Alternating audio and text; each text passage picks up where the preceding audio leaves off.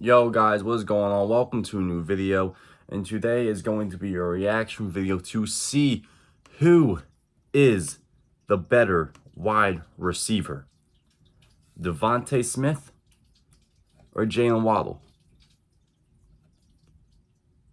So we're gonna react to this dude who made a video, and it's called Jaylen Waddle versus DeVonta Smith. How do the two Alabama receivers stack up as NFL prospects? So without further ado, we're going to react to this video, and let's see who's the top receiver for the Eagles potentially at pick 12. So let's go. DeVonta Smith and Jaylen Waddle make up one of the most prolific wide receiver duos that college football has ever seen.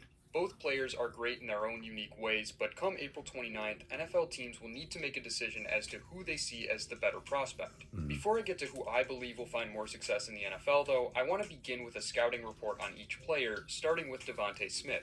Smith's best trait is his route running ability, which he displays here against Mississippi State. He's aligned as the X or weak side receiver on the bottom of the screen, running a fake corner go route, and I want you to pay close attention to Smith's body language while he's selling that corner. His hips are angled outside, he's decelerating, and his eyes are on the sideline, which makes it look like he's getting ready to catch a pass. This and a convincing pump fake from Mac Jones gets Mississippi State safety London Kraft to bite on the corner, allowing Smith to accelerate and create separation. Smith's adjustment to the ball in the air is impressive as well, illustrating his rare reaction time and ability to track the ball while he's still moving at full speed. He's shown time. Man, his route running is unbelievable. Just so, never seen nothing like it, especially out of college. Just never. Time again that he possesses the necessary tools to separate against man coverage, whether he's running a deep down Damn, he totally missed that route over the middle like the one you see tackle here. In order Look to at create separation on this route, Smith needs to push South Carolina cornerback J.C. Horn away from the middle of the field with an outside stem, then explode back inside. Watch how Smith leans on Horn to maintain inside leverage, then makes a hard break back inside to create horizontal separation.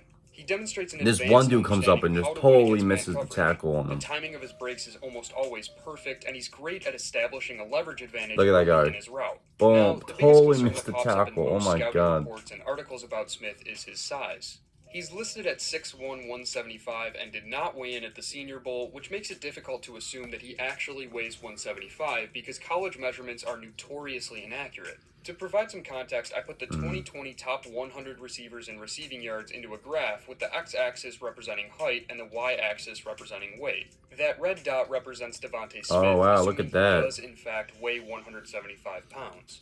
Listen, man, he weighs 175 or whatever pounds.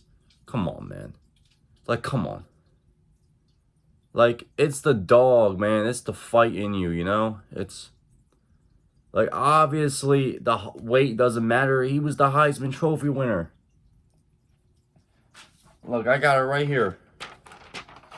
This man had 117 receptions, 1,856 receiving yards, and 23 touchdowns in one season. Like, he's a total beast. Total beast. I mean, yeah, Jaylen Waddle did get hurt, and Jaylen Waddle actually did have more receiving yards and around the same amount as touchdowns that DeVonta Smith had before he got hurt. So, I mean, if Waddle never got hurt, would DeVonta even have been Heisman? I don't know. But, come on, guys. Wait, maybe it matters, but come on. The discrepancy is significant, and it's definitely concerning that success at Smith's size and play style is unprecedented. It's also difficult to assume that he's going to gain weight because if it was that easy, he would have by now. That said, it's important to understand how it affected him in college before determining how much it will limit him at the next level. When small receivers align on the outside as the X or the Z, they'll often be pressed by the opposing cornerback at the line of scrimmage to prevent a free release. A receiver's ability to win at the line of scrimmage against press coverage is one of the most important things to consider in college wideouts because NFL defensive backs are much more equipped to survive in press coverage than college DBs. Many analysts who I admire have said that Smith will struggle against press coverage at the next level because of his size, and that's a possibility, but in my opinion, there's very little evidence to support that narrative. I watched every route that Smith ran in both 2019 and 2020 against press coverage probably 3 times over, and there weren't Hmm. nearly enough negative plays to consider it to be a weakness. In fact, I thought Smith was overwhelmingly dominant against press despite his size. His Yeah. release package is as diverse as they come.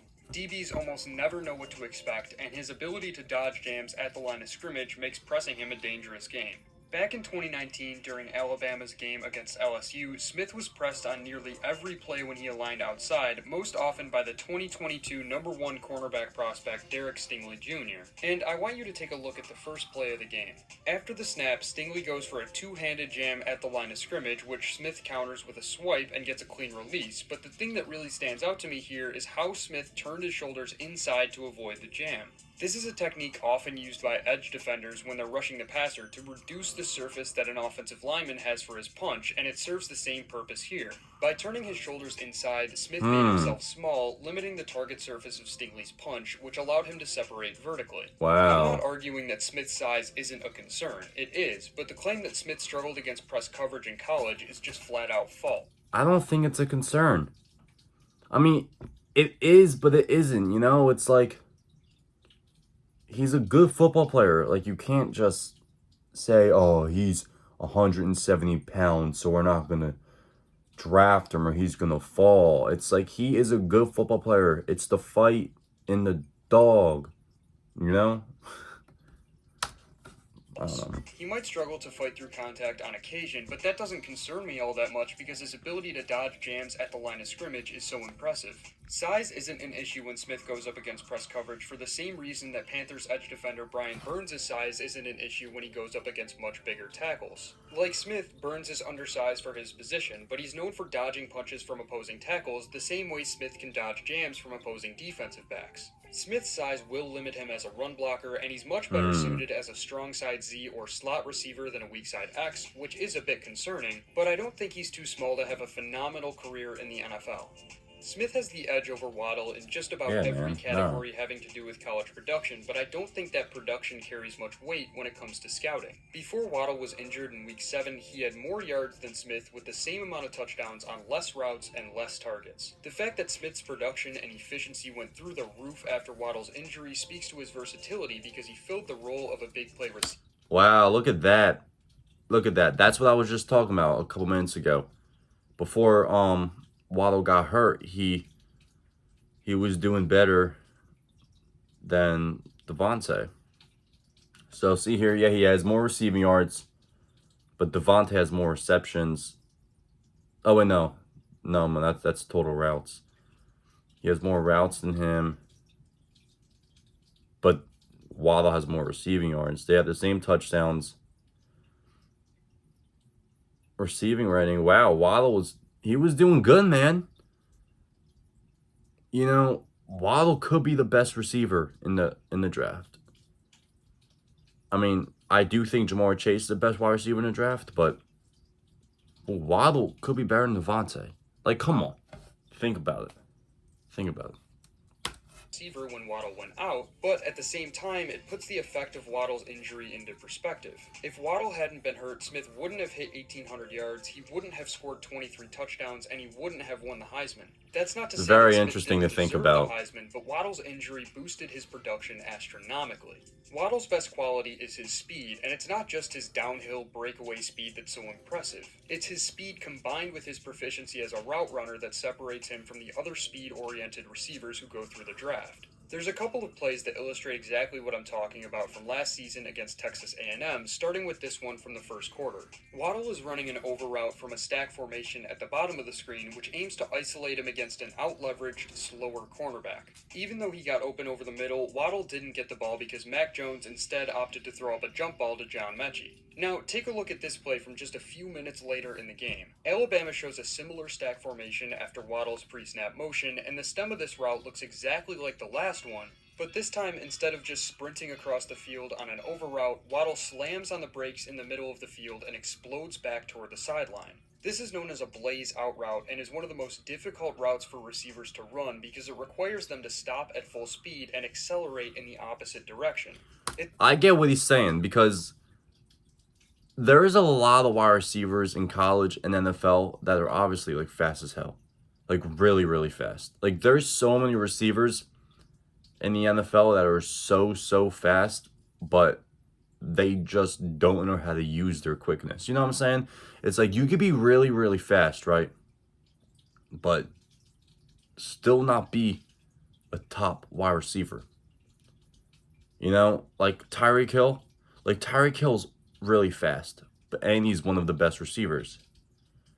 I'm trying to think of someone who's really fast, but isn't. I don't know. I think you guys get what I'm saying. That you get what I'm saying, but It's not often that you see a guy run a blaze out route to this degree of effectiveness, and it's almost unheard of for that same guy to run a 4.3, but that's Jaylen Waddle. He's so fast that on multiple occasions, well, I guess almost like there's probably so many wide receivers who are really fast that aren't that good. I mean, if you're a football player and you're a wide receiver, you got to be somewhat fast. I mean, Alshon Jeffrey's not fast, but I mean, I don't really think Travis Fulgham's like fast. I mean, but he's good. I mean, he was good last year. Doug Pearson fucked him up. in 2019 and 2020, Waddle created a significant amount of vertical separation and was still forced to make a contested catch because the ball was underthrown. He's a dynamic weapon who can beat you with a great route or speed and can even high point the ball when he needs to. His nuanced approach to route running shows up over and over again on tape, even on a simple over route like the one you see here. Waddle is again lined up in the slot, and the great thing about this route is how he varies his speed. Man, his freshman year between himself and Aggie safety was Devin so Morris, crazy. Waddle runs relatively slowly. This keeps Morris flat-footed so that when Waddle turns on the jets, Morris has no chance of catching up. He possesses an insane burst of speed, which makes him lethal with the ball in his hands, whether he's just caught a pass or he's returning a kick. The Tyreek Hill comparison has never made more sense, not because of Waddle's top speed necessarily, Didn't I but just because say of that? the combination of that speed with elite acceleration, change of direction, and route Tyreek running Hill. ability. Waddle has experience playing both in the slot and on Jesus, the outside boy, as he the is Z, and I believe fast. he can Wow. fit in either of those positions at the next level. He doesn't get pressed nearly as much as DeVonta He's kind of Smith tall when he for a aligns fast outside guy. He's because like DBs are so 5'7". scared of I that mean, he's like speed. 5'11". So even if his releases aren't quite Jaylen. as diverse or as effective as Smith's, Look at that. it isn't much of a concern because the risk That- outweighs the reward when it comes that's to not pressing easy to Waddle. do. He also has shown speed, so even if his releases That's not easy to do. How he like turns, he eyes the ball. That's not easy. because the risk outweighs the reward when it I'm comes to telling you. pressing Waddle.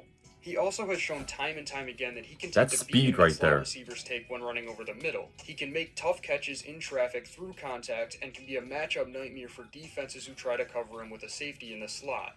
So if it's my decision, I'm taking Waddle over Smith. I'm confident that Smith's size will force him to play as the strong side Z or in the slot in the NFL after playing mostly the X in college. This lack of positional versatility, combined with Waddle's significant speed advantage, is enough for me to give Waddle the edge over Smith. That said, I still think DeVonta Smith is a great player, and I still have him rated as a top 15 prospect in the draft. I absolutely love both prospects regardless of who I have graded higher, and I believe that both have the tools to find success in the NFL.